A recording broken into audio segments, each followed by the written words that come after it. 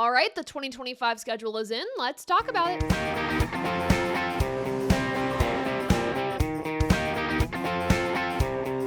Hey everyone, it's Taylor, and welcome back to Above the Yellow Line, where we do motorsports media your way, talking about NASCAR literally all the time. And we finally have the 2025 schedules for the Xfinity Series, the Truck Series, I'm going out of order, and the Cup Series. We've had them for a little bit though, considering Jordan Bianchi dropped the schedule a few days earlier from what we could expect.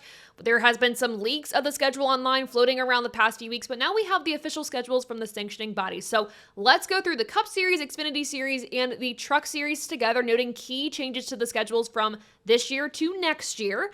And let's just start off. Cup Series, let's go.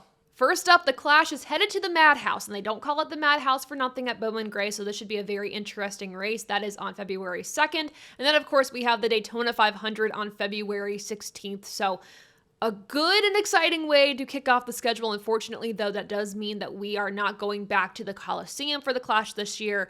So that was a good time. I'm glad that NASCAR tried it. It brought in a new audience on the West Coast, which is awesome. Excited, though, to see this event at the Madhouse. Should be good. And then we have some shuffling around in the schedule. Circuit of the Americas is moving to earlier in March. And then here's the big change. Homestead Miami is not in the playoffs next year. Instead, it'll move to March 16th. And there's two other tracks that are getting the same treatment, getting kicked out of the playoffs. We have Atlanta and Watkins Glen.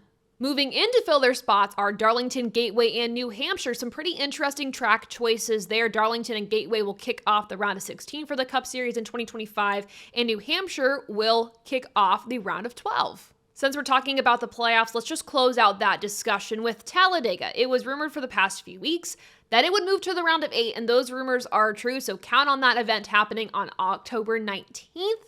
It's going to be an interesting race in the round of 8 for sure. Now let's jump outside the playoffs and move backwards in the schedule a little bit yet again. Talking about Daytona, it's going to return as the race to end the regular season, just like it was in 2023, the last time we had that event happen there. This year we moved it because of how the Olympics fell with the Olympics breaks. We had to make Darlington that race, but as it was in 2023 again, Darlington kicks off the playoffs, but Daytona is the race that ends the regular season. The drama and the excitement as to a last chance race really comes back fully. Other changes I noticed on that NASCAR Cup Series schedule is with Michigan. Michigan is moving to a June date as opposed to August. They've had June dates before, so it's nothing new, a blast from the past. But I am hoping and praying for all the Michigan International Speedway race fans that go to that track, is that we don't have rain. Hopefully moving this to earlier in the year is going to negate a heavier chance of rain, fingers crossed, because the past 3 years at that track have been so disappointing. So fingers crossed, the racing there is so good. I just do not want to see rain at all. There are other tracks on the schedule that have moved their date around, just like Michigan. I'm talking about like Iowa, Nashville, and Bristol that have done some flipping on the schedule. But there is one track on the schedule that is losing a date, and that is Richmond. The only race they will have next year is on August 16th. There's been writing on the wall with Richmond losing a date for quite some time now. I went to the facility for the first time actually earlier this year to cover a race, and it was beautiful. It was gorgeous. It's just, we know the product isn't there. The fans really did not show up earlier this year, and a lot of that did have to do with the weather, so it was unfortunate. It was also Easter weekend, so of course nobody's going to show up, which, by the way, NASCAR's only off week this year for the Cup Series is going to be Easter weekend, so keep that in mind too. It's going to be a long season, but a great season in 2025. But yes, Richmond is losing a date, which is unfortunate, but I understand as well. The final major change I wanted to talk about for the Cup Series is that for the first time since 1958, the Cup Series will have an international points-paying race, this time in Mexico City at the Autodromos Hermanos Rodriguez road course, so pretty exciting there. And segueing into the Xfinity Series schedule, the Xfinity Series will join us June 14th with the Cup Series race on June 15th. The Xfinity Series has raced at this track before, so it will be good to see them return. Drivers that raced in that series that are now in Cup that have won, notably, are Denny Hamlin, Martin Truex Jr., and Kyle Busch. So we'll see if at least Denny and Kyle can get a win. I don't know if Truex will return for that race since he's retiring at the end of the season, but you never know. There's one change I was hoping the Xfinity Series would make on the schedule to make lives on the teams a little bit easier. That Portland. As you remember, the past few years, as Charlotte has been plagued with rain, it's impacted the Xfinity Series and their turnaround time to go from Charlotte to Portland. It's been a nightmare. So I saw that Portland was moved to August. What was it? Late August. And I was like, okay, we're making progress. We're going to make things easier on the teams.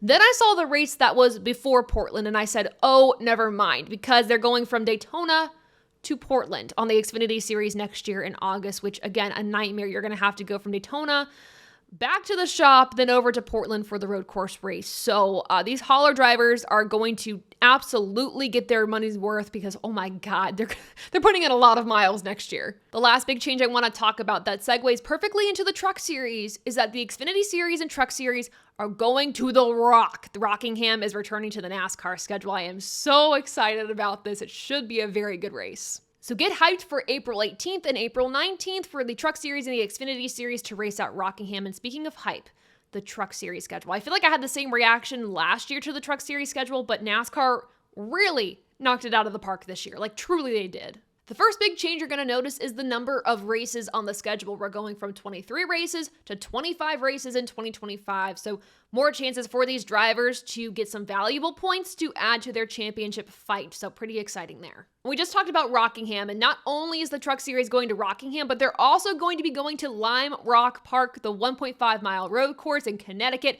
giving the New England NASCAR fans some love. They need more races up there, I swear, but I'm very excited for this race for them as well. Now let's look at the playoff schedule just a little bit, and I know this is where my opinions and thoughts are going to get a little controversial maybe, but I actually really like that the Truck Series is going to the Roval, making it a triple header weekend for Truck, Xfinity, and Cup. For the Xfinity Series and the Cup Series, it is the last race in a round of the playoffs, so it will be a cutoff race. For the Truck Series, it's a race to start a round in the playoffs, and that round for them is brutal. It's the Roval, Talladega, and Martinsville, so you're asking for trouble with that for the Truck Series, but nevertheless, it should provide great entertainment and fantastic racing. The only downside to the Truck Series schedule and just to the NASCAR schedules as a whole is we have left our Wisconsin fans just totally in the dark because the Milwaukee Mile is no more, meaning that NASCAR will not have a race in their top 3 series in Wisconsin. So if you live in that state, I am so sorry. That sucks. I love the Milwaukee Mile. I loved Road America. So I'm not happy about it as much as you guys probably are not happy about it, but yes, the Milwaukee Mile is gone from the Truck Series schedule. So there are some of the key schedule changes to note for the Cup Series, Xfinity Series, and Truck Series. What are some things that maybe I didn't mention that I probably should have? Let me know in the comments below. And of course, for more NASCAR content, go to AboveTheYellowLine.com. And for more breaking news stories, go to TobyChristieCom.